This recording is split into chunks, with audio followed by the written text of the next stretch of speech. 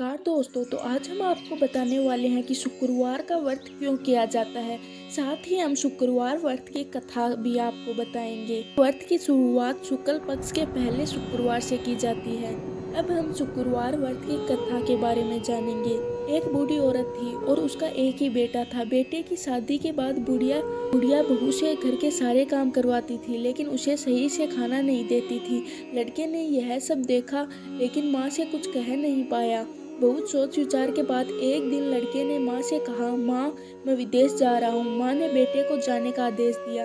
इसके बाद वह अपनी पत्नी के पास गया और बोला, मैं विदेश जा रहा हूँ, कोई निशानी दो। इतना कहकर वह पति के चरणों में गिर पड़ी और रोने लगी। उसने गोबर से लथपथ हाथों से पति के जूतों पर छाप छोड़ी। बेटे के जाने के बाद सास ससुर के अत्याचार और भी बढ़ गए। एक दिन बहू उदास होकर मंदिर गई। वहाँ कई महिलाएं पूजा कर रही थी। उन्हें व्रत के बारे में पूछा तो उन्होंने कहा कि माँ संतोषी का व्रत कर रहे हैं। महिलाओं ने बताया कि यह सभी प्रकार के कष्ट को नाश करती है। हमें शुक्रवार के दिन स्नान करके बर्तन में शुद्ध जल लेना चाहिए, गुड़ और चने का प्रसाद लेना चाहिए और सच्चे मन से माँ की पूजा करनी चाहिए। और इस दिन हमें खटास भूलकर भी नहीं खानी चाहिए और ना ही किसी को देनी चाहिए। एक बार भोजन करने के बाद व्रत की रस्में सुनकर अब वह हर शुक्रवार को संयम से व्रत करने लगी। कुछ दिनों बाद माँ की कृपा से पति का पत्र आया और कुछ दिनों बाद धन भी आ गया। उसने प्रसन्न मन से फिर से उपवास किया और मंदिर में जाकर अन्य महिलाओं से कहा, माता संतोषी की कृपा से हमारे पति का पत्र और पैसे मिल गए हैं। अन्य सभी महिलाओं ने भी श्रद्धा के साथ उपवास करना शुरू कर दिया। बहू बोली, हे माँ, जब मेरे पति आएंगे तो मैं आपके व्रत का उद्यापन करूंगी। इसके बाद एक रात संतोषी माँ उसके पति के सपने में आई और उससे कहा, तुम घर क्यों नहीं जाते हो? तो पति कहने लगा, सेठ का सारा सामान अभी बिका नहीं है, रुपया भी नहीं आया है। उसने सेठ को सपने में आकर सब कुछ बताया और घर जाने की अनुमति मांगी, लेकिन सेठ ने मना कर दिया।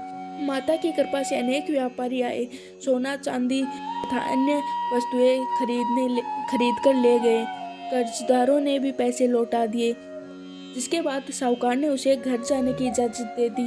घर आने के बाद बेटे ने अपनी माँ और पत्नी को खूब पैसे दिए। पत्नी ने कहा कि मुझे संतोषी माँ के व्रत का उद्यापन करना है। उसने सभी को आमंत्रित किया और उद्यापन सारी तैयारियां की। एक पड़ोसी महिला उसे खुश देखकर ईर्ष्या करने लगी। उन्होंने अपने बच्चों को सिखाया कि आप भोजन के दौरान खट्टा अवश्य मांगे।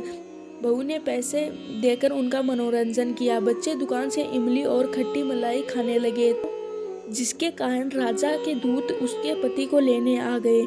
तभी किसी ने उन्हें बताया कि बच्चों ने उद्यान में दिए गए पैसों की इमली खाई है। तो बहू ने फिर से माफी मांगकर व्रत रखने का संकल्प लिया। संकल्प के बाद जब वह मंदिर से आई तो उसके पति को रास्ते में आते देखा। पति ने कहा, राजा ने जो पैसा कमाया है उसका टैक्स मांगा था। अगले शुक्रवार को उन्होंने फिर से विधिवत उपवास किया। इससे संतोषी माँ प्रसन्न हुई। 9 महीने बाद उन्हें चंद्र जैसा सुंदर पुत्र हुआ।